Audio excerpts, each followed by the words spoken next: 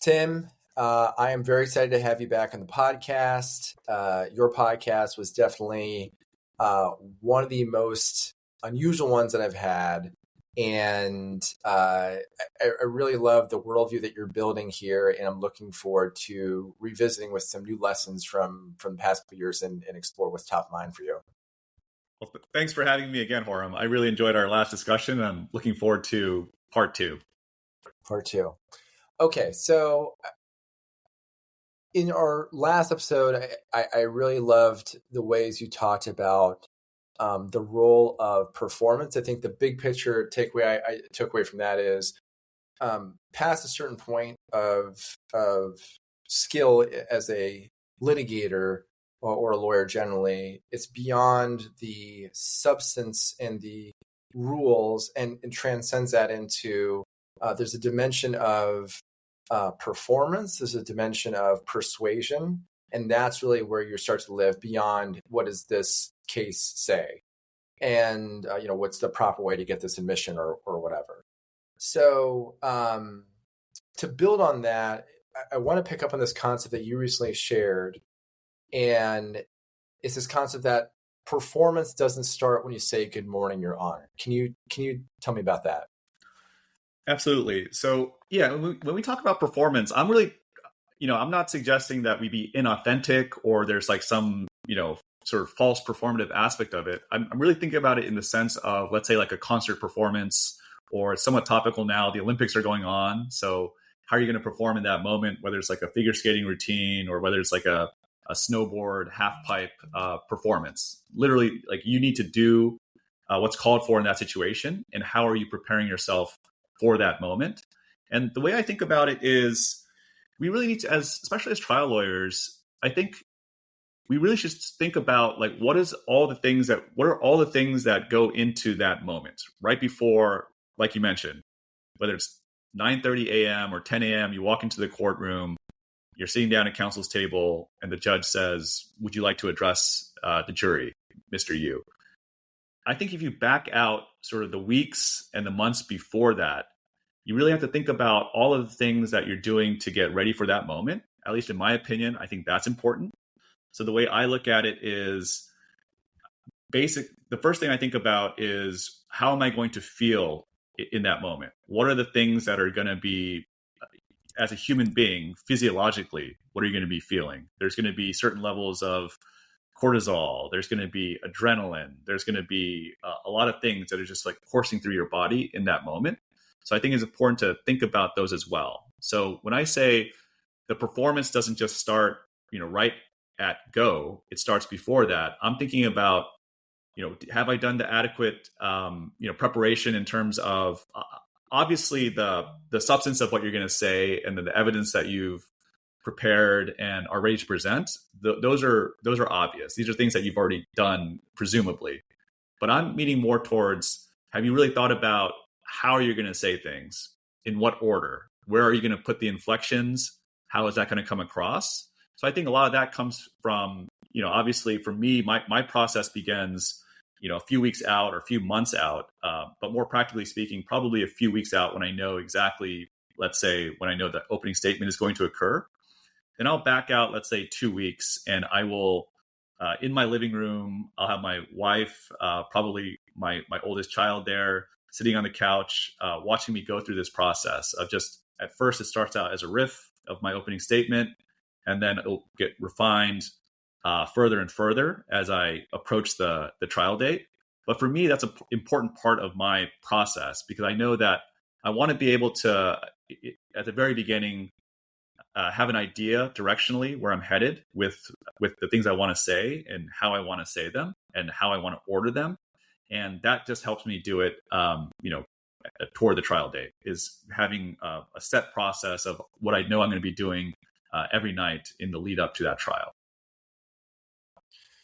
Yeah, I think that's valuable because I think a lot of lawyers are thinking about, like you're saying, they're thinking about, okay, what evidence do I need to get in, so that's at trial. But I think, let's say in a recruiting context, I find any number of times lawyers say, oh, I'll just negotiate with this firm. I say, okay, what are you going to do? what exactly you're going to say, when are you going to say it, how are you going to frame it. And so I think there's any number or any number of times lawyers think, okay, well, I'll just approach a friend to go to this room. Like, okay. And so thinking about the end game where, you will accept only one offer and decline all others, what's it going to feel like to decline that offer to someone that like how is that going to feel? So there's definitely an emotional dimension and then a tactical dimension to these moments that people aren't necessarily thinking through. And so what do you attribute that to? What are the, why isn't people aren't thinking about the emotions they're going to be feeling in a moment and working backwards from that? Yeah, it's a good question because, I mean, I think to your point, if you put the more a foresight that you put into something, the more that you plan out, hey, I'm going to have like this type of physiological reaction, or I'm going to feel this way. And then you sort of try to almost take that aspect out of it. I think you're better served because you're right. You don't want to necessarily, especially in our profession, be prone to rash, emotional, sort of reactive decisions. You want to be able to apply proactivity to those. And I think the only way you do that is really you sort of game it out, right? You sort of even have like a decision tree. You sort of, even in my examination outlines, like this, there's always trees in terms of if the witness responds this way, the witness responds that way. If it's a response that you haven't even contemplated, how are you going to respond in that moment? So I think the more, I guess it dovetails to what I just said about the preparation and planning for things to go sideways.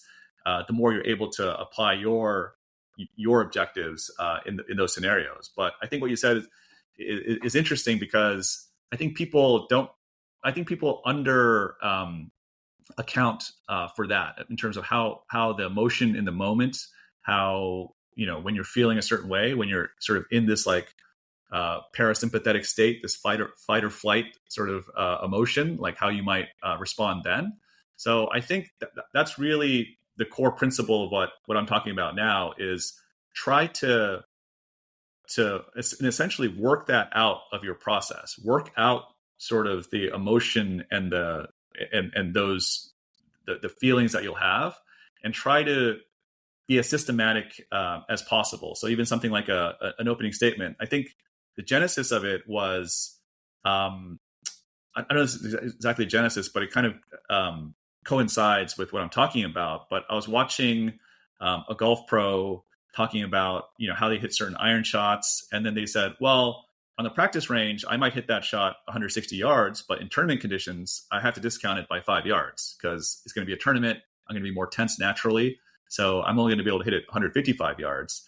And I thought that was really interesting because it's this acknowledgement that even as an elite pro athlete, an elite performer, they're acknowledging that they're going to feel a certain way in certain moments, and they're not ignoring that, and they're not discounting that. They're sort of leaning into it and saying, I need to take advantage of what the situation is going to be at the time, and I'm going to have a plan for that going in.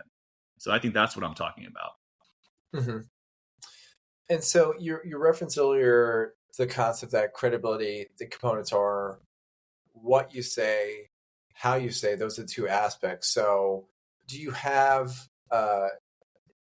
different situations call for different techniques, but is there some overarching principle that you are using? Is it something like, well, I'm a big believer in the decision maker's agency, whether it's the fact finder or the judge, that I'm always exercising, I'm always showing them how to exercise agency and, leaving room for that, or just what are the principle or technique you're using for the what you say and for the how you say it?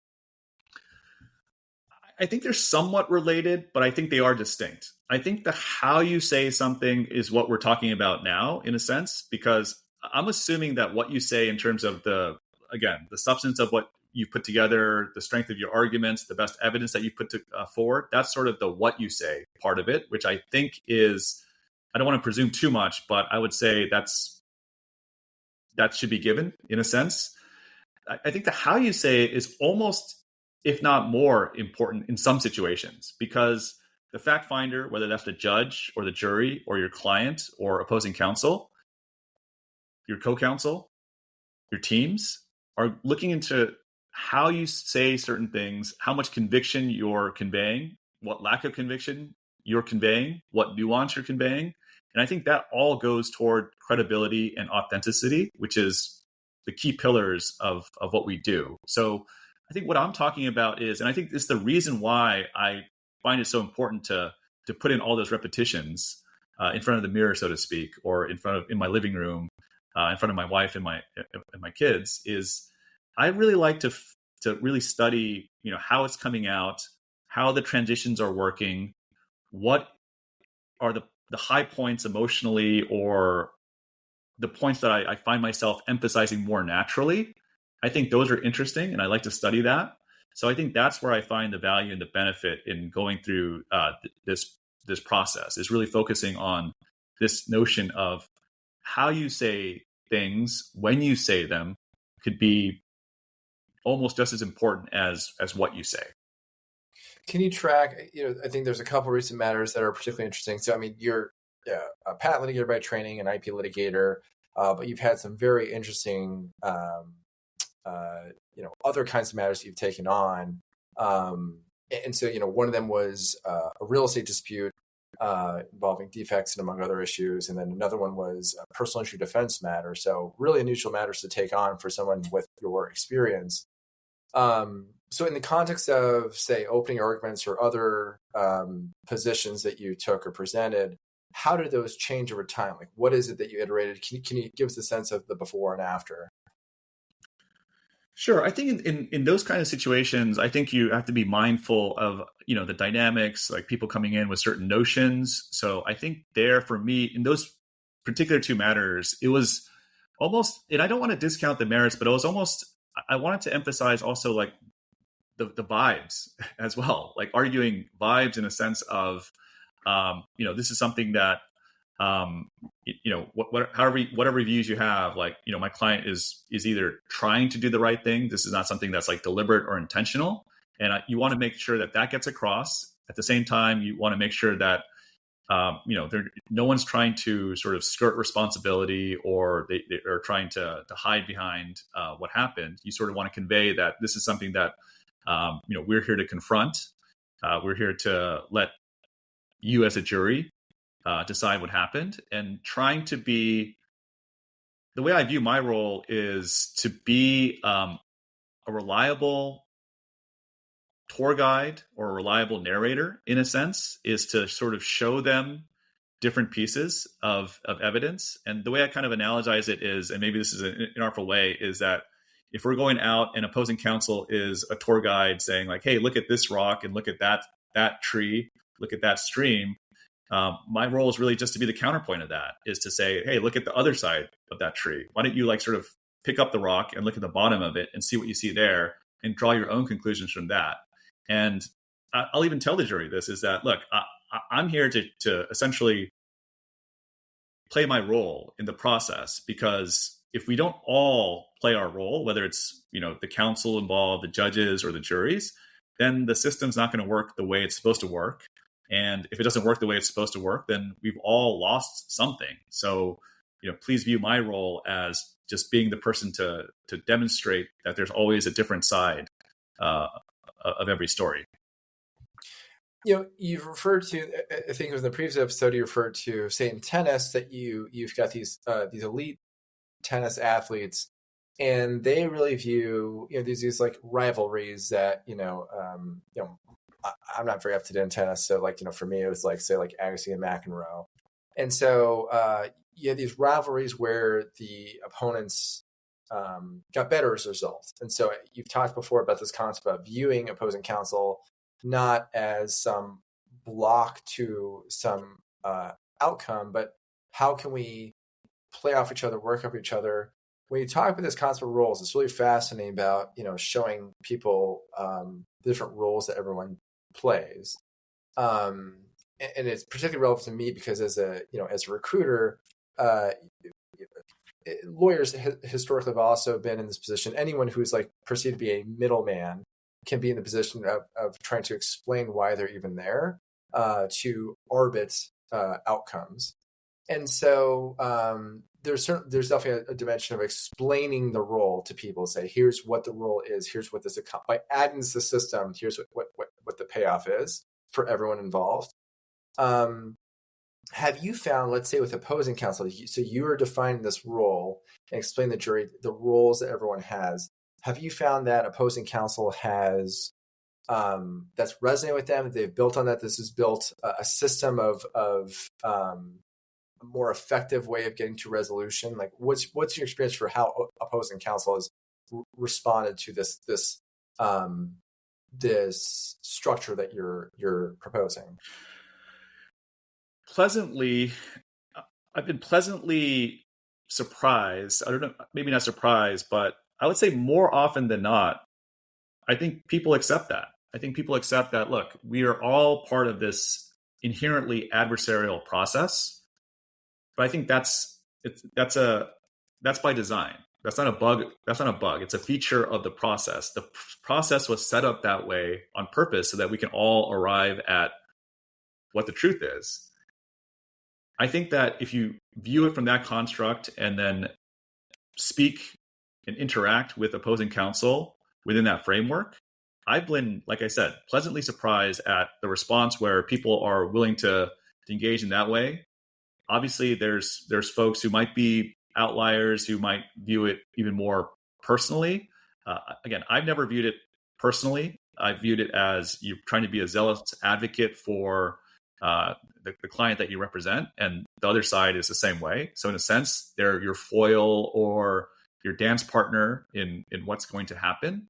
And I think that's been a much more productive way for everyone involved to have that level of being collaborative. And that's not to say that, look, just like a tennis match, just like Agassi and McEnroe, those guys, like once they were in between the lines, they're trying to beat each other's brains out within the context of the contest and the defined rules. And within those rules, they're doing that because that's part of what they're supposed to do. Like the public expects nothing less. The paying customer deserves nothing less than that. So I think that's a good way of thinking about it. But at the end of the day, you're always shaking hands with your opponent at the net. And that's sort of how I view it as well, is that at the end of this contest or interaction, at some point, we're going to look at each other, shake hands, and say, well done. And I think that's a productive way to look at it. So I want to pick up on this idea of a role. And I want to go back to, the refinements you made in maybe it's your opening argument, to get a sense of, I think for any of these principles, I think it's helpful to understand what the principle stands for. You want to understand what it doesn't stand for. So like what are alternatives that another litigator would have chosen? So going back to the opening statement, the evolution you made there, can you describe the initial approach you took at some level of abstraction, and then the final position of what changed in that way? Because that would help us wrap our heads around, okay, like here's how you're honing in on what's most persuasive, how you're saying something. Yeah, I think when you start out, you have this notion that, and perhaps it should be true that, if you have the goods, that's really all that matters. And by goods, I mean whether you have the evidence on your side or the law on your side, hopefully both. But and then you can just kind of get up and rely on whether you think it's your natural charisma or your natural public speaking ability or your natural innate ability to persuade people, and get up and do that. And maybe some people can, but I find that to be an outlier, because I think in order to kind of order the argument or the statement to be as persuasive as possible, you really have to start thinking about the structure of those. So I think when you start out, I had this notion that people might be, I don't know, naturally great and charismatic speakers, and they're going to naturally give great, closing arguments or opening statements, or people might be these naturally brilliant examiners and be able to cross-examine someone at trial and just be able to do that naturally. But I find that empirically not to be the case, in the sense that I believe that taking a great examination, giving a great opening statement is a fully and directly proportionate to the level of preparation that goes into it. So I think that's really what kind of sparked it. And I think it's really, I guess to more directly address your question, for me, it was really, my approach, like when I would take depositions, is I'd have an idea of, where I wanted to go in certain topics and not be so granular sometimes. But then I realized that the more time that you sort of spend mechanically setting things up, working on your outlines, working on the contingencies, working on parts of your outline that you'll never even use, that is directly correlated to the quality of the examination. So I think that's really why I started thinking about it this way. Do you find, is it the quality of the examination improves, or is it more your comfort level then does kind of revert back to vibes again? We're just like, hey, like I'm just so comfortable and my I don't have this like elevated, adrenaline response, whatever, because I have these contingency mapped. Is it about the preparing for all the contingencies, as far as like knowing what to say, or is it more just the comfort level of knowing that you've done the work? I think it's both. I think it's really both of those things. I think the comfort level plays into it a lot because at least for me, and I've been at trials where I'm seeing opposing counsel, very experienced counsel, and maybe it's natural, but they're pacing back and forth, they're putting their hands in their pockets, just as sort of these natural tics of just being nervous and having anxiety.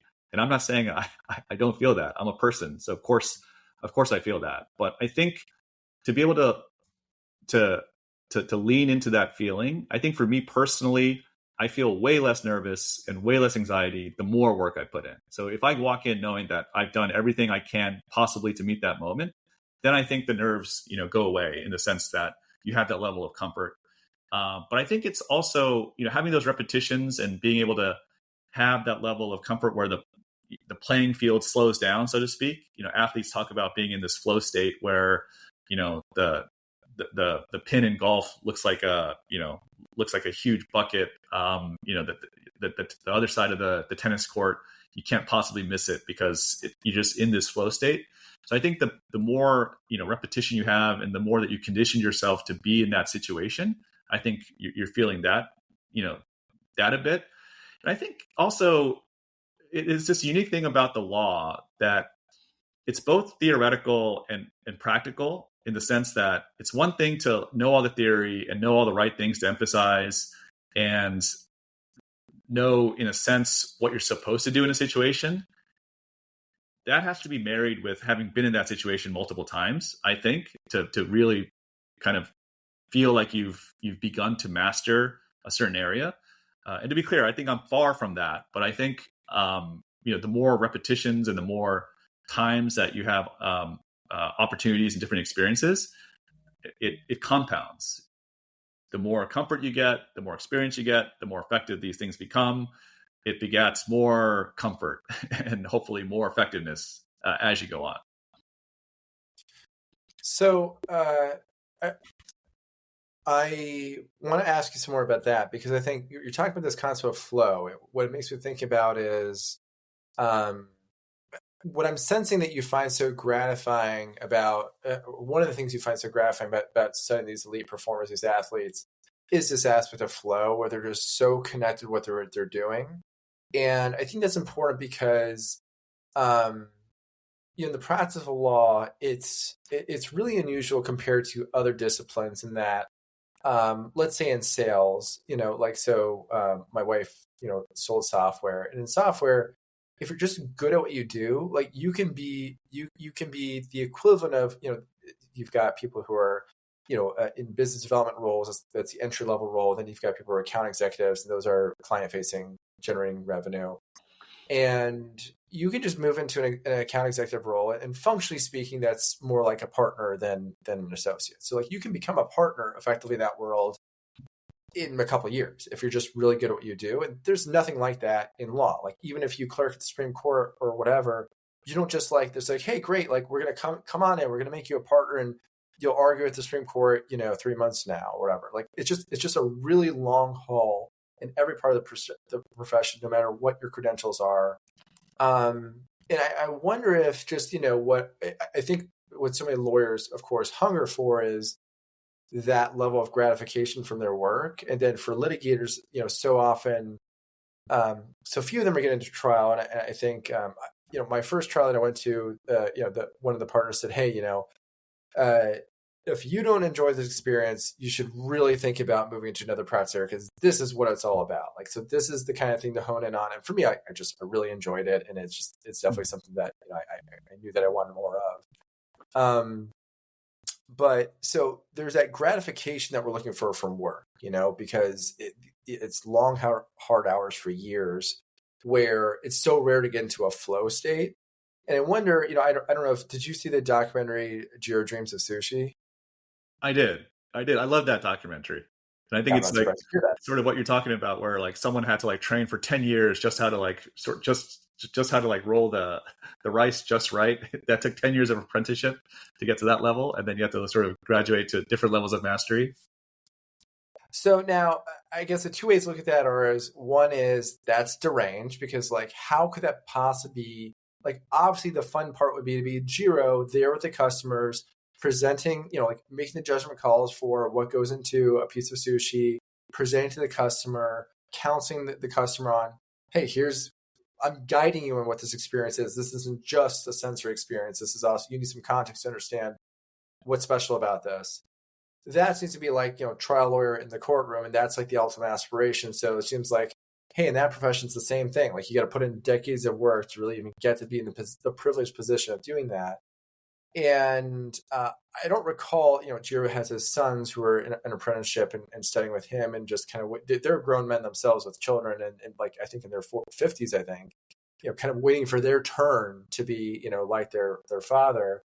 And so I wonder how, I'm thinking of for people who are not in the courtroom yet, how can people find that flow in what is otherwise the drudgery of the sifting of the rice and, the just the other, kinds of tasks that seem menial in the kitchen? Like, how is it that other people can find that flow early in their career?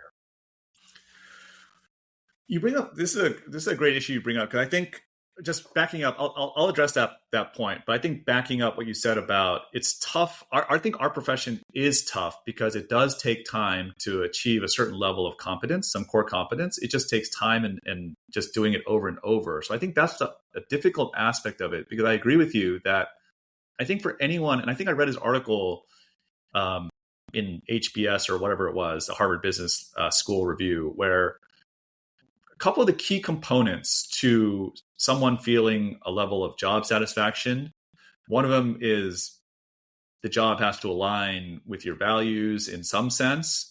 But another key component was that you have to feel as if you're good at your job. That's a big part of feeling a level of contentment. And I think the hard part of our job as lawyers is that it takes time to do that. Like I said a moment ago, it takes a lot of repetition to get to a certain level of mastery before you start feeling as if you're good at it. And when you start off, right, like you said, you're doing a lot of work that seems to be drudgery. I certainly, speaking for myself, I spent weeks or months of my life doing things that like AI can probably do in a couple of minutes now. And it just takes time to really get to a point where you then have this basic idea that you have an aptitude for what you're doing. So I think that's inherent in our job. I don't know if I have an elegant solution to that, because I think I can't sit here and say that there's some magic elixir or some potion to sort of like instantly jump to the front of the line and just have this level of mastery that you're gonna just a couple of years out of law school. I think that's just sort of an aspect of what we do. To address your question about like, how is it that you can, while you're figuratively figuring out how to like roll the rice or to massage the squid, I guess, a certain way to make sure that it's palatable.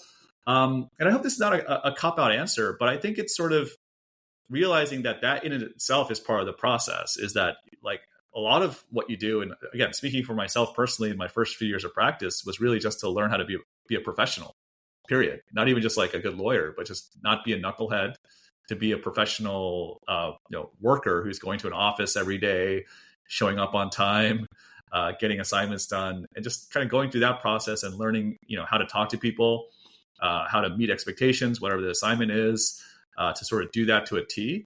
Because then once you sort of figure that out, you get the next assignment, you get the next sort of level of skills that you're asked to pursue. I think it's having that attitude that it's all sort of leading to something else. I mean, speaking for myself, I'm almost 20 years into practice, and I still feel like I have to figure out what I want to do when I grow up. I still figure out, like, I haven't quite become a grown up in a sense of I'm looking at the next thing to master, or the thing to tackle, or try to get a hang of. And I think maybe all of that, if we want to collapse it down to a single concept, is to have this growth mindset of, what is this task going to be in service of? Like, how am I going to get better at what I do by doing this thing? And not to tie everything back into sports, but anyone who's ever had more than one conversation with me knows that that's what I'm wanting to do. But like this past weekend, I observed one of the more compelling sports comeback stories I've ever seen, where this pro golfer, Anthony Kim, he took 12 years off the game because he had certain injuries, some addictions, personal demons that he's openly spoken about, that he had to struggle with. And he got back on the tour, the Live Tour, a couple of years ago, and his results have been very, very poor. I was going to say middling, but they've been terrible. So he would finish last place or second to last place in the first few years back. But I would follow him on social media, and he would always sort of be, out in the course, grinding, training, saying, and his whole mantra was, I just want to get 1% better. I just want to get 1% better today than I was yesterday, because he knew that was going to compound over time. And at the end of last year, he was actually relegated off the tour because his results weren't there. So he was kicked off the tour. He had to qualify again just by sort of an open competition. They had a competition saying the people who finish in the top 3 of this tournament at the beginning of the year will qualify to play in our league this year.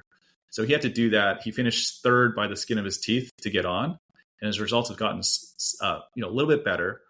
I saw an interview with him last week where he said, look, it's somewhat frustrating because I know all the work I'm putting in, and I know I'm better than that, but it could be discouraging because you're not necessarily seeing all the results manifest on the field right away. But I know that of the work that I'm putting in and getting better.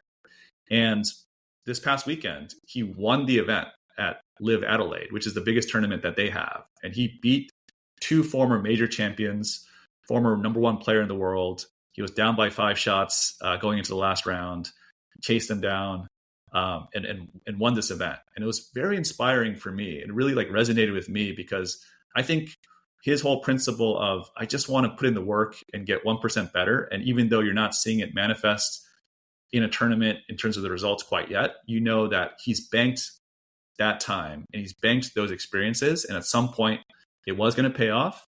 And what was really captivating to me is when they were talking to him at the pressers and afterwards. And it wasn't so much like, hey, I can't believe this happened. Oh my goodness. I would have never conceived of this happening. He really was just sort of, I knew this was going to happen. I knew that this was going to happen. The wild part to me is that it happened today. So it seems a little bit, it seems a little bit odd that, I was so far behind going into today, but I knew that I put in the work and I believe in myself. So I knew that this was going to happen. And it was really inspiring. I think, what's so interesting about your approach, in our first episode, I commented on, if you just look at your training, you're this Caltech math major, and so just that's, that there's a level of raw, rational, analytical power that comes with that, and just any number of patent litigators. The stereotype is that that's what their expertise is being technical people and not really focused on things like storytelling. So. And I've heard federal judges comment on this, like, hey, it's just patent trailers kind of need a little more of the way of storytelling and just getting out of the weeds of just these endlessly boring expert battles that just everyone's eyes are glazing over. No one can make heads or tails out of what's happening here. So, I think you really completely inverted that by you're just this isn't, I mean this as a compliment, I wouldn't guess that you were this like Caltech math guy, right? So that itself, I think I commented on the previous episode, is that I think it's remarkable that you've kind of transcended that training. But I think another really interesting tension for you is this structure versus vibes, and just like the kind of reciprocal nature of those two, because it's kind of like that quote from, I think it was Balzac. I don't really know much about that sort of writing, but I think he said something about like being, I'm butchering the quote, but it's being structured, regimented in your life so you can be like ferocious in your art or something. And just like, so it's just having this highly regimented approach. Stephen King's on writing for advocates of the same thing. He's, Stephen King, kind of my big takeaway from reading his book is there's not some, I mean, he takes a opposing view to this idea that there's some, the Greeks had this idea that, like inspiration was like literally a god, I think, that would just visit you. This is something Stephen King talks about. I'm kind of editorializing. Mm-hmm. But it's like, there's not some magical, fairy on your shoulder that's going to inspire your art. It's from showing up and doing the hard work every day. It's just like grinding every single day. That's what's worked for him. That's what he advocates for. And so, but it's interesting because like I'm sensing this interesting reciprocal nature between the goal is to get to this emotionally transcendent state, flow state. It is to vibe, and how you get there is by having a heavily structured process to get there. Like, how do you think about the relationship between these two? I think you just hit the nail on the head right there. So when I say vibes, I do mean that, but I don't mean to suggest that it's in some kind of haphazard way, and it's going to be in a way that like how I feel at that moment, I'm just going to try to convey. I think when I try to convey a vibe, it takes a lot of work to get to that point. And like you said, like there has to be some kind of infrastructure behind it, like some kind of very strict organization, structure, preparation, all of those things, I think lead to being able to like convey a vibe. And just as an example, just because you mentioned it, I mean, at a recent trial I had, it really was, we parachuted into the trial a couple of weeks before. A lot of the liability issues had already been stipulated to, so there weren't a lot of exhibits or evidence that was going to be at issue. It was so I think in my statement, I think my opening statement was maybe like 20 minutes, but in terms of the preparation that went into that, you might maybe not have guessed that based on I guess how short it was, in a sense where. And I don't want to be glib about it, but I like to joke that I had to argue vibes because I wasn't exactly sure like what the evidence was going to show. I mean, I joke about that, but I think you got to sort of create a structure that to allow you to like get to sort of like these emotional inflection points and really emphasize certain aspects to a jury. And in a lot of ways, it's a lot harder when you don't have sort of these tent poles of, hey, look at the contract. Look at section 3. Section 3 of the contract where the other side agreed to this, and you can really just sort of pound on that. I think it takes discipline and effort and thought to really think about like what are these the high points or the low points that you want to emphasize or maybe even dwell on during your statement. So I think like I said, you hit the nail on the head in terms of it's not just going out there and winging it. It's really, there has to be some kind of structure behind that, even when you're, arguing a certain, vibe, or you want to sort of imbue a certain emotional response in your audience. Mm-hmm. Can you tell me about how, you've done so much in the way of IP litigation by training? This is another thing I find really interesting is these departures from it just because you can. Like you're just taking on just completely different other kinds of work because you can. How does that connect to this concept? Because I could, from first principles, if someone's focusing on a structure, I could say, well, Tim, shouldn't you be focusing on patent cases of a certain kind? Like maybe it's just like you're niche into Fran disputes or whatever. And just it's just a one space you're showing up in, and then that way, all that foundation is there. That the architecture of the case. Actually, a great subject matter would be my former work, which was Hatch-Waxman litigation, which is it's so regimented that there's local Hatch-Waxman rules that govern disclosures. There's minimal motion practice, and so like that would be maybe a space. If those matters went to trial a lot, that would be a space to kind of practice again and again, so you can hone in on like you're saying, just that T becoming the size, that whatever, just zooming in and telescoping in on the tennis court becomes a football field, whatever. So, what role does the variety of work you're taking play in this pursuit that you're this pursuit? To address your question of how is it that pursuing sort of these varied experiences, how is that going to service my pursuit of, let's say, mastery in patent litigation? And my short answer to that is I view it as all in service of that. And in fact, I think I allow myself to be open to these opportunities because at the end of the day, I'm tying it back to how it's going to serve me down the road. So when I take on these other types of trials, it's not because those trials they're interesting and they're challenging, and I think they're worthwhile in their own right. But an aspect of that is also, how am I going to gain experience, which is valuable, gain skills that I'm thereby going to be able to leverage later. I had a recent arbitration where one of my teammates was also a patent litigator by trade. And, I was telling him, look, these skills that you're picking up now, think about it in terms of when you're going to use it next on your next big patent trial, in terms of your ability to craft an examination, to tell stories, to tell all different types of stories, to have that level of comfort when you're before an arbitrator or a jury. I think those are things that, again, that me and him or anyone on our team are going to be able to bank and to be able to deploy later on.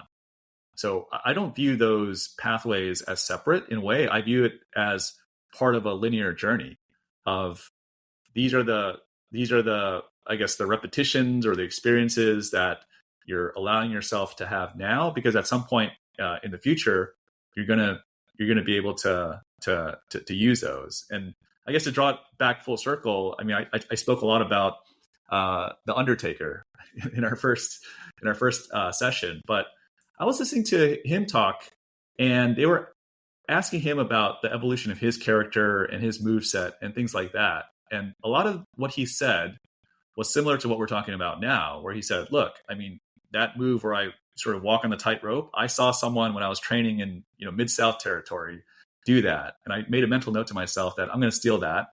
And then when we got to a different territory, got to Florida, he saw someone do an inverted pile driver, which became his signature move. And he said, okay, I'm going to make a mental note and I'm going to steal that. And the point is, along the way, along this journey, when he wasn't in the main event of WrestleMania, he was performing in front of 50 people before the local armory in some rural part of the world or something like that. He would pick up these different things that he was able to leverage later on. And that's, in a way, how I view not only just my experience, but maybe how all lawyers, all associates should view their pathway as well, is that it's all going to be in service of what their eventual goal is. Now, what their eventual goal is, they'll have to define for themselves. For me, it's this almost theoretical notion that there's going to be some big platform or big stage, some big trial in some place uncertain that I'm going to have to be ready for and be ready to meet the moment. So I think, in a way, I've used that as an abstraction, sort of to say that all of these skills, all of these experiences are going to serve me when eventually I have to main event WrestleMania. I love that, because that's something that's emotion resonance, a driver, because like some abstraction of like, oh, I'll prevail in a case as, I don't know, this much in controversy, or with this large market cap of a client, like just so abstract. And like, I think probably at any stage, even if you've access to those clients, it's still very abstract. But I like there's something that's more emotionally resonant about and I imagine maybe there's more contours you're giving that. For me, something tangible is say with my kids, like physical performance for me is two things that are emotional. One is I want to build a path that minimizes injury and maximizes my ability to move with my kids as they get older, to be able to just continue to move and pick my kids up as long as I can. So that's something tangible. Then also, something else that's emotionally resonant. The other version of it is if there's an emergency, if I need to grab my kids and run for a mile or whatever, like, can I do that? So those are tangibly the things I trained for. So that makes a lot of sense. And what you're saying also reminds me of, I listened to a recent podcast with James Clear and Andrew Huberman, and James Clear, he did Atomic Habits, which, I'm sure almost everyone has in their bookshelf at this point. And so James Clear was making the observation, he was, I don't know, he was working on a gym with other people, and his trainer was making it was kind of a crummy day with weather. His trainer made some comment about, how, attendance dips in those days. I don't know if it was the trainer or James Clear that came to the conclusion that, look, to gain an edge really only happens in moments like that, when it's just, there's a little difficulty, there's some friction involved. So you're looking for small moments to gain an edge. So it sounds like the Undertaker said, okay, like performing at these regional shows, like that's a place I can gain an edge, because the way that James Clear put it is like, look, everyone can work out when they're feeling good, when they feel like they've eaten enough, when they've slept enough, when it's, nice weather out, they're in a good mood. Just like, draw the straight line through that, and then everyone's good for that. But like where you gain an advantage is when any one of those is missing. And so put another way, is just like it takes so little to get an edge. All you have to do is just be a little uncomfortable, and a little creative in how you develop that. I remember there's Louis Tompros is a partner of Wilmer. Maybe you work with him, Tim. I did. I worked with Louis. So do you remember the story about his first Federal Circuit argument? I think it was his first Federal Circuit argument. I don't remember, but why don't you refresh? Well, the details are going to be a little abstract at this point, but basically he was just tracking for individual inventors who are trying to get appeals through the PTO. This is before the PTAB. And it was just looking for issues around, obviously, like just different doctrines that just weren't really tested yet. And so I can't remember what the issue was. It was something to do with something about the obviousness doctrine. But he was very entrepreneurial. I mean, he had great pedigree, clerked the Federal Circuit. He was, it's this great firm. And so he could have been content to say, hey, I'm going to get great experiences here and get trial experience. But he was very entrepreneurial in identifying, an opportunity where there was something that he could take on appeal himself and handle pro bono. And then he did. And, it did something that changed the law of obviousness. It's been some years, so I don't remember what it was. And then it helped some inventor pro se on a pro bono basis. So, I mean, it's I'm really struck with stories like that where people are looking for these small edges and gaining them.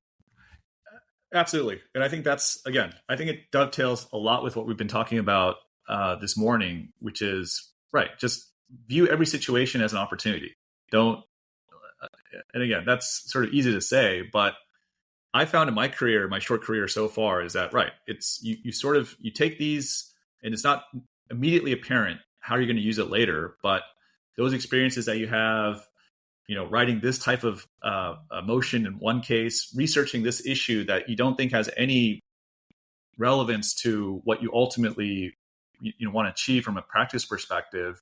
I find that it's surprising that it always comes back. It always comes back where you're able to leverage a past experience. For example, past experiences I've had where I've been able to pitch clients on cases because I've had experiences with that opposing counsel, or it's been this discrete issue that's an aspect of an IP case that's not necessarily obvious, but to be able to say, yeah, I've done that type of case, or I've appeared before that judge, because there's any number of metrics that people find important in terms of their decision making, but to be able to go back and have that experience in the past that you can draw on, I found to be valuable, in this profession. So, where you can find your edges, I totally agree with that, because it's sort of, you never know when you're going to need to utilize that. And I think having those like small edges obviously compound a lot over time. And I think about, I remember, I'm a big Roger Federer fan, big tennis player, Roger Federer fan.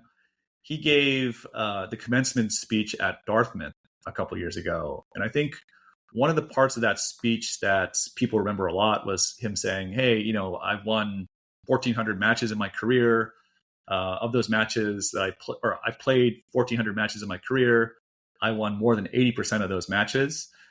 Guess how many, what proportion of all the points I ever played that I won? And I think the stat that he cited was I've only won 53% of all the points I ever played. I think the point that he was trying to convey is that it's roughly half.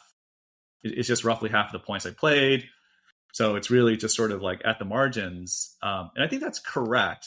But my takeaway from that was actually, it just shows you that like those seemingly small edges and those margins, they compound over time and have a huge effect. Because if you think about it, a 53% edge is basically the house edge of any game that you can play in Las Vegas. Any casino is like the house edge is about 53 to 47.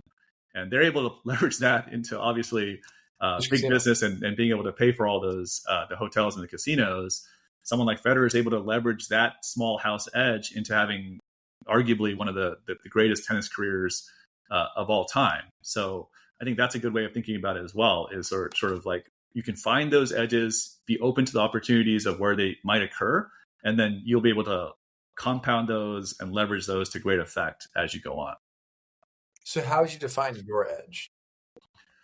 I think if I had to define it, is like, right, having an open mind, to being open to opportunities, not foreclosing myself just out of hand. That's not to say that you take every opportunity that's presented to you. I do want to make sure that you want to be selective to a point, but I think at the outset, you want to, as long as, if for me, speaking for myself, when I am presented with an opportunity, I ask myself that is sort of, what is it that, what is this opportunity going to offer in terms of new experiences, new challenges, putting myself in situations I haven't been before, to test my mettle, to give myself an opportunity to grow. I think that's one of the big drivers.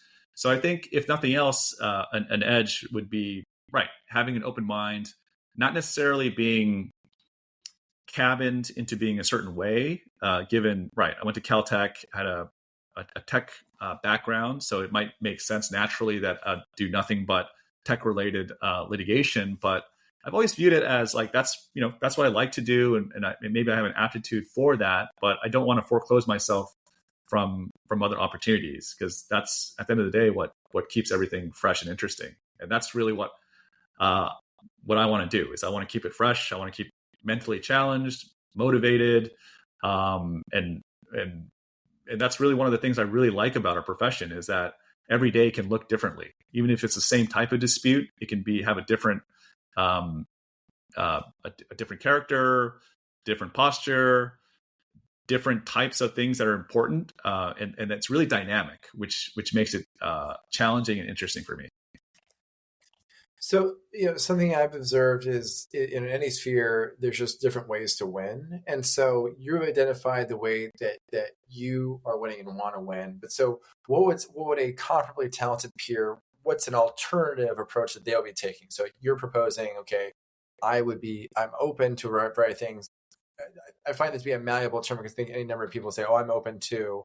What's a way you can define your openness in opposition to some other comparably talented person who just has a different approach, strategy, or value?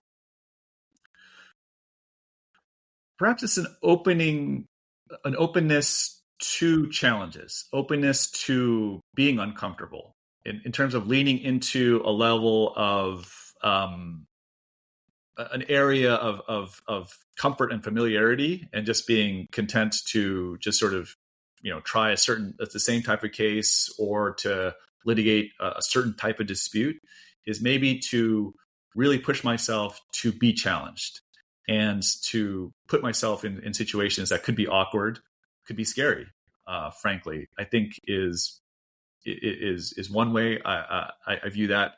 I view that openness and flexibility. Mm-hmm. Does the word versatility resonate with you?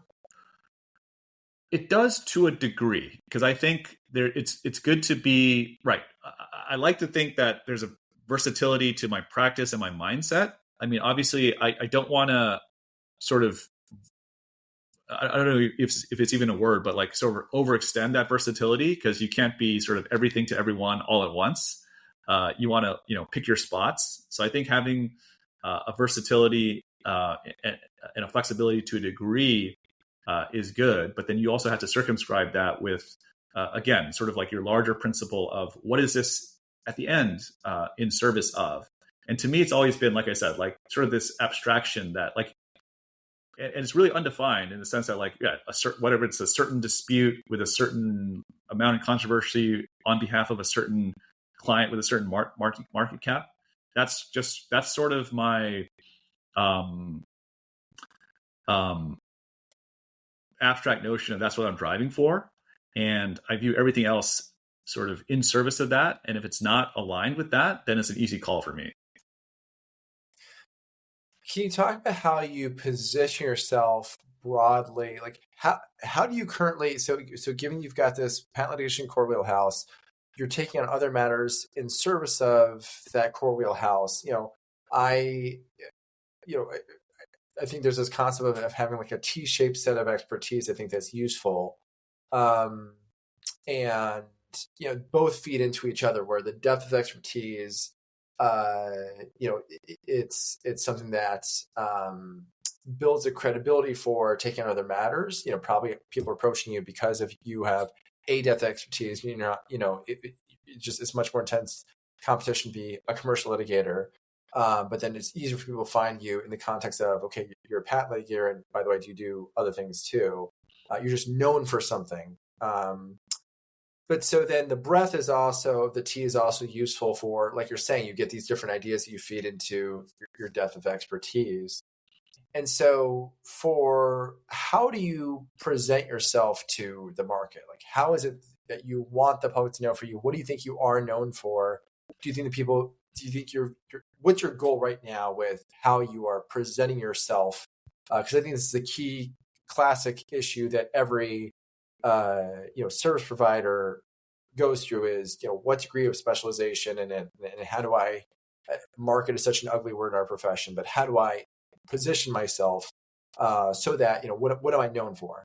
I think foremost, first chair trial lawyer, period. I like to think that I can try almost any type of civil dispute. And I think developed a certain, track record and experiences that support that. So I think that's the first way I like to market myself.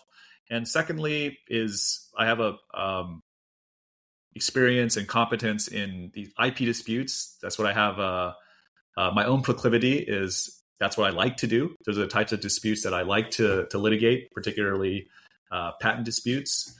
So that's probably my, in terms of subject matter, interest and competence, that's probably my wheelhouse. But again, kind of going back toward what we were talking about, it could be any kind of breach of a legal duty somewhere. And I like to think that I'd be able to try that type of case, because I think that is one overarching skill set is, being able to talk to juries, talk to judges, arbitrators, and persuade them. And then the other part of it is having this aptitude of analyzing a technical issue, spotting, non-infringement positions, or being able to do a deep dive into the technology, which I really like doing. So that's sort of how I view myself. So when clients approach you, what do you communicate for what they can expect from working with you? If nothing else, I would say level-headed judgment, maybe sometimes almost in a clinical sense of, I spoke about this a lot during our first session, which is I view the role of counsel as managing expectations. And I think that's what I try to do. And it's very iterative and it updates based on what happens in the case. But managing expectations means being very forthright and direct about the aspects of the case and the representation and the risks involved. I also don't mean it doesn't mean that you need to be fatalistic about it. It just means to be realistic, to give people a sense to a chance to assess those risks on their own and what might need to happen for those risks and that sensibility to change. So I think if nothing else, I try to be upfront and establish like a direct line of communication, to be responsive, to ask a lot of questions, to be there to be responsive to questions. But at the end of the day, it's not really to handhold. I don't think you're doing your clients a good service by just telling them what they want to hear. I really think you really need to figure out what it is that they need to hear, and not just give them an information dump about sort of, hey, here's all the information that's possibly germane to the decision that you have to make. It's really a big part of ours, and I don't think outside counsel should have to abdicate that responsibility of curating that to a degree as well, like curating the information, distilling it down to the dimensions that matter, that move the needle in terms of a decision, and then delivering it in that way. So I don't mean to suggest that there's no bedside manner involved. I think that's a big aspect of what we do. I think a big aspect of what we do is making sure that the things that are not important or productive to a decision-making process are filtered out. I think one thing I notice is that, for instance, I think one thing that's probably not suggested is, sometimes I see it as you get an email or an Instagram or however you want to characterize it from the other side, and then if you sometimes the natural inclination might be to forward it to your client directly and say, look at all the things that are they're saying about your case and how all the vulnerabilities, and clients are going to react to that in a very visceral way more often than not, because they're not conditioned to speak, I suppose, the language that litigators speak. Because for me, when I see something like that, I'll just distill it down to what the upshot is. Like, what is it? What position are they taking? Are they agreeing to my proposal? Are they offering a different proposal? That's really sort of the main points of communication during the litigation stage. So it's not always productive just to go ahead and forward that along to your client, because they're going to have an emotional response, and that's not necessarily the best place to be. Like, I view my job as sort of taking what the upshot is and then being able to curate that and then communicate that to the client, because then they can sort of take out sort of all the emotion out of it and make a rational decision. Yeah, that's really helpful. And I'll share with you how I'm thinking about this. And I'm curious to what degree this overlaps or maybe the structure is not really analogous. But I guess this will, I'll share kind of how I'm thinking about my client management. So and this is, these are things that I'm talking about publicly. I want to continue to talk about publicly. And I guess I'll be really interested in your insights for how, on the topic of, it's not just what you say, but how you say it. I guess I'd be interested in ways to make this more resonant and more persuasive. So I think a core premise that I've honed in on is that every firm is a bundle of benefits and costs. So that's a core concept, I think, that everyone has to get comfortable with. And I think that's a threshold reality that a lot of lawyers can't really accept. And so that helps sidestep a lot of therapy sessions into, hey, look, the reality is that your firm is a bundle of benefits and costs, and so is every other one. There's not a better firm. There's just one that has a different profile of benefits and costs. And so based on your stage and your goals, one might be a better platform than another. So Tim Yoo, you described some of your goals professionally about what you can accomplish. One firm is a better platform or another for the goals that you have. And for another litigator, maybe they have a different set of goals. Another firm is a better fit. It's just that simple. So from that flow a number of different corollaries, and so or there's other things that intersect with that. So so from that premise, you need to identify what it is the key trade-off you want to make, and so the thing that we have observed is that it's not something it's something you discover, and so in the course of of gaining options, you get clarity, not so much on the firms. Yes, you get that as well, but more fundamentally on what's the most important trade-off to you. What is the thing that is most important to you to trade off? And you really want to hone in on one, because like there's so many variables that you could compare all these different opportunities. And lawyers are researchers by profession. Just like you're saying, you're trying to curate experience and make this simple to get to a resolution and decision point. You're not trying to add complexity as a lawyer. That doesn't make you seem clever or smart. What's helpful is, hey, here let's distill this down. So that's our view, is we're distilling this down to what is the one key trade-off you're making. One thing that flows from that is then what you want in this process is an objective advisor in this process, because if you have if every firm is a set of trade-offs, what's not helpful is someone pitching you on any one given firm, and that's there's a connection, there's a reciprocal relationship between our business model and this approach, where like any number of other some recruiters might really be working with one firm primarily, and they're pitching you on that firm, saying, hey, there's a reason, we have really deep ties to blank firm, and here's all the reasons why this firm is the best place to be doing patent litigation. It's a very different business model, and kind of from what we were saying before, there's just different ways to succeed and add value in the marketplace. And so our approach is follows from, okay, if everything is a bundle of benefits and costs, there's just trade-offs among them. And so you discover the trade-off in the course of this, and that's this pleasant surprise you experience. So that's the space that we create for emotion. So we provide structure. So here's this like very analytical structure we provide. Every firm is a bundle of benefits and costs. And then there's a number of things that flow from that in terms of the structure of how you work with us, what role we play, because you talked the concept of role earlier. And then you also talk about shielding emotions, so that's filtering information too.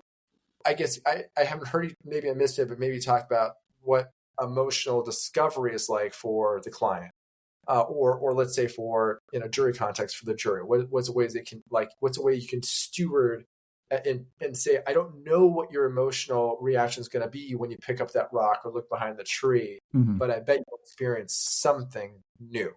And then that itself is helpful and predictive. So I guess big picture is your clients are coming to you for authority, and they're coming to you for credibility, to tie back to something we talked about before, and to help have lower variance outcomes. Like right at the beginning of litigation, very high variance. Who knows what can happen? My perception of a skilled litigator is to reduce that variance over time. And help a client get clarity around, okay, this is kind of how it's all settling out. So I guess I'm interested in hearing from you, like that interplay of, when it comes to counseling a client, or if the analogy is there for how you approach your work in the courtroom, of laying foundation analytically for credibility and leaving room for emotions. Because I think alternatively, an approach another, let's say in my context, a recruiter would use is, hey, I'm going to get you really excited about this firm. That's the space for emotions is, I have expertise and authority about this firm. I'm going to get you really excited about that. But it seems like no matter what, there's different approaches to take, and each one of them has some interplay between the analytical foundations of authority and the emotional resonance. And so, and whether that is something that you are curating or not, I think seems to be one of the variables. But I wonder if that resonates with you when it comes to client counseling, or when it comes to, in the courtroom. It does, because it's hard to discount the emotion in terms of what the decision-making process for your client. Because for your client, no matter what type of dispute it is, there's going to be some level of emotional investment, and it's going to be hard for them. This is taking up years of their time and their resources and their emotional capital going into this. So there's definitely going to be, I think it's unrealistic to expect that there's going to be some type of clinical analysis to this, where they apply the right coefficients and the quadratic formula spits out the right variables or the right answer to that. I think that's unrealistic. But again, and maybe this is an approach that needs to be calibrated depending on the situation. But I do think that it is important to try to the extent you can to quantify that as much as possible. A good analogy I got was, and this is not my area of expertise. I don't do criminal defense, but I have colleagues that do. And I always ask them, like, how do you do that? How do you, when I'm advising my clients, I might say, I think I'm right, but if I'm wrong, oh, by the way, this would be X amount of dollars the other way. And that's one thing. I always find it hard to quantify. I think I'm right, but if I'm wrong, this could be 5 years of your life or 10 years of your life. Like, how do you do that? Like, how do you sort of advise clients that way? And I think it's a similar approach where they say, look, you try to quantify in terms of like, well, how important is that? Like, do you want to roll the dice with, going forward? Do you want to take a plea? Think about like, do you want to guarantee that you'll be there for your kid's high school graduation, or do you want to sort of leave that up to chance? And in a way, you're sort of tying what the consequences of those decisions could be to sort of an emotional event. And I view that as a helpful rubric in the sense that my whole thing is like, I try to give people enough information and obviously show them the evidence and the law, my own experience and my thinking behind certain things. Like my whole philosophy behind doing all these repetitions of and preparing for these performances is to really just try to play for the 30th percentile outcome. So I know that if I've practiced enough and I've gone and I can do it 10 times, I want to make sure that the 30th percentile level of performance is still very good. And sometimes I might hit the 70th percentile performance and really do well, but I don't want to bank on that. So I want to make sure that for me, even a 30th percentile outcome is good. So in a similar way, I want to give the clients sort of, hey, if this happens, this could go to your 30th percentile outcome. This would be your 70th percentile outcome. This could be like a 50th percentile outcome, sort of the middle of the road. But I sort of want to give them enough information to evaluate that. And it's really up to them to figure out how much of the emotional component is going to play into it. But I do try to quantify that as well, saying, look, vindicating a principle is one thing, but this is what you're going to, be willing to do, to take on this much risk. And that risk can take many forms, in the forms of additional fees, additional uncertainty in terms of what the exposure is, the time investment, the emotional investment, and maybe this is a wrong-headed way of thinking about it, but I find myself often telling clients like, look, I understand the right or wrong aspect of it, but right now it's really about risk allocation as opposed to right or wrong. I mean, right or wrong is something that you have like a sort of a notion in terms of morality and principles. But if we're talking about making a decision in the litigation context, you really should be thinking about it in terms of the allocation of burden. And maybe that's too much of a clinical a way of thinking about it, but to your point, I do think that you need to give them a rubric of how they're going to quantify their emotions. And then, a key part of this construct is when you experience the emotions. And so my premise is that the best place to experience emotions is later in the process in the form of a pleasant surprise. And I think that just resonates with different people to different degrees. I think for some people, they don't want a pleasant surprise. They'd rather have some, they'd rather trade off the pleasure for certainty earlier in the process. And so is there some, I guess, in either in terms of sense of allocating when someone experiences emotion, or to, what this concept of being surprised at all, or some analog to that. Is there something that you're adding to the process there? Because because I think you're talking about this, you're talking about client agency and not abdicating everything to the lawyer.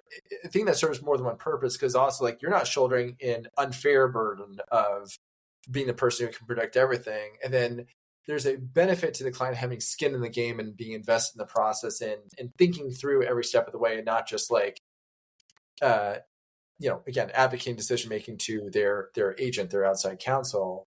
So I don't know if that resonates as part of this. Is like to what degree surprise in some sense sounds like a negative thing for a client. Maybe in the context don't really match up. But I'm just curious if that is part of how you counsel your clients as well. I don't think we're talking about different things. Maybe surprise is one thing, but maybe not depend on an uncertainty, a condition happening, right? A condition is something that's not certain to occur that Sure. could occur. I think you put conditionality into the advice that you give, is that like this could happen.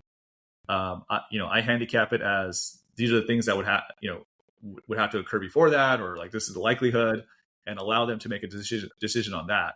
I want to make it very clear that if it's a condition, a contingency that's not certain to happen, that they know that maybe their decision making shouldn't be dependent on that happening, and therefore, if that condition arises, then to use your term, they can be pleasantly surprised about it, and maybe that will affect their decision making. But I think it's important to be very upfront about what you're saying are the conditions, and to be the flip side of that same coin is that don't try to,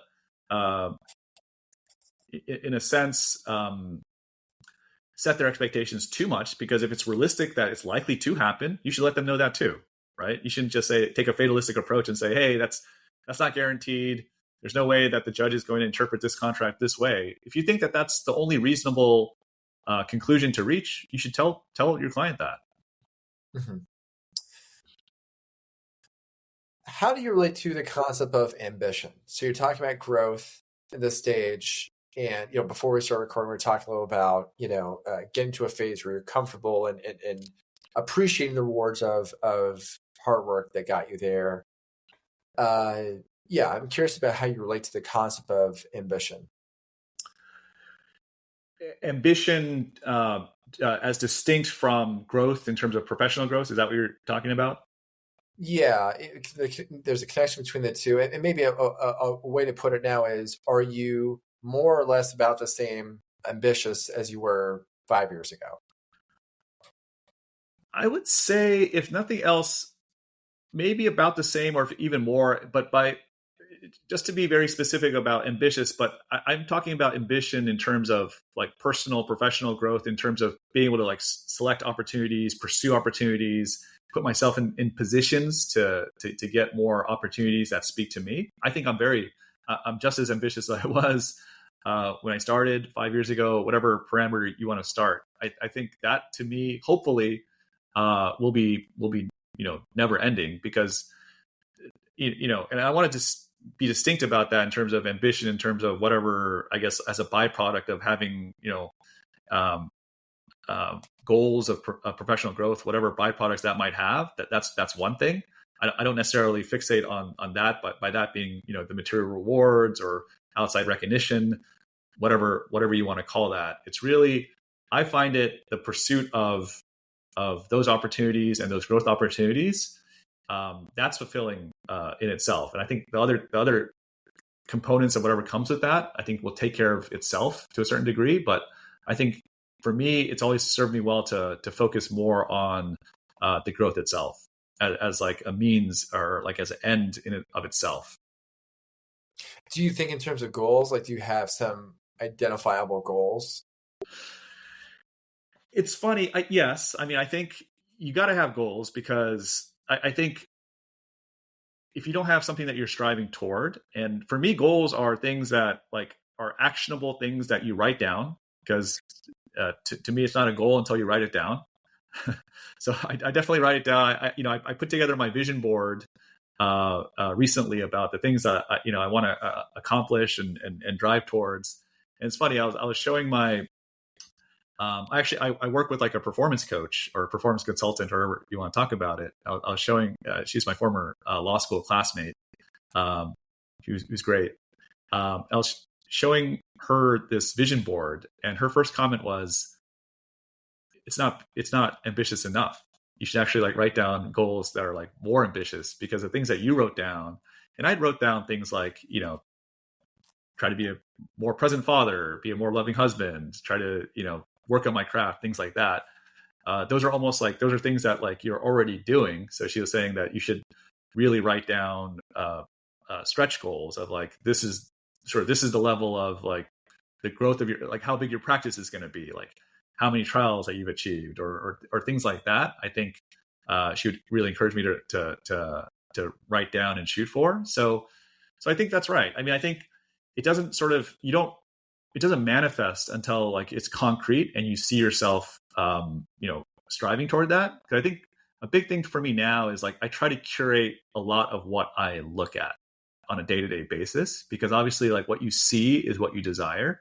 And I think it's very important, especially in the age of social media. You can find yourself doom scrolling, and then you can find yourself looking at things like exotic watches or vacation locales and things like that, and just convince yourself that this is something that you need to live a fulfilled life. And the minute that you sort of get those out of your eye line and start looking at other things, then you really sort of go toward the things that you're looking at. So I find myself, more than anything, like really trying to curate kind of what comes into my field of vision. Obviously, it's hard to control all the time, but I think that's where writing down your goals, creating like a vision board of like what you prioritize is very important. What's been the biggest takeaway from working with your performance coach? Yeah, I think in terms of processes involved, sort of being equipped with how you think about things, the tools that you apply to it, just having someone to bounce ideas off of in terms of these are my goals, being able to like vocalize those and like put words and names on what your ambitions are and what your like desired outcomes are, I think have been very helpful. And just to like have something that's like actionable, I think was important. Because like for me, I can work with like a swing coach for my golf swing, or like a personal trainer for physical fitness, or a dietitian for nutrition and things like that. So I think given that what we all do as lawyers is in a sense like the whole theme of this discussion today is like, how do you optimize performance and put yourself in a position to meet that moment and to be the best? And I think like having, maybe performance coaching isn't the right label for it. Like I kind of view it as like a consultant, a professional consultant. And I found that to be very, very helpful and productive for me. Yeah. And, to your point about what you see influences you. I mean, I think the people you associate with also influence you. And so I admire you, and I really love our conversations and how much you get me excited, get me ambitious. And, one of the things I really admire about you is how you are very passionate about performance, broadly speaking. You look for examples of it broadly. And so you're really relentless in pulling in ideas from that. And so I'm glad that you do that. You inspire me to do more of that and cultivate. I want to dig into some, like, I don't know, some Steve Jobs videos or whatever, and kind of just curate some more for myself, digging into what elite performance looks like. So, but yeah, I really dig the conversation as always, Tim. Likewise, I could speak to you for hours. I always enjoy the time. I feel like any day of the week, you can just give me a call. We can pick up the phone and just press record, and hopefully it'd be worthwhile listen. But I appreciate the opportunity to come on your podcast again, and I enjoyed the conversation immensely. So thank you.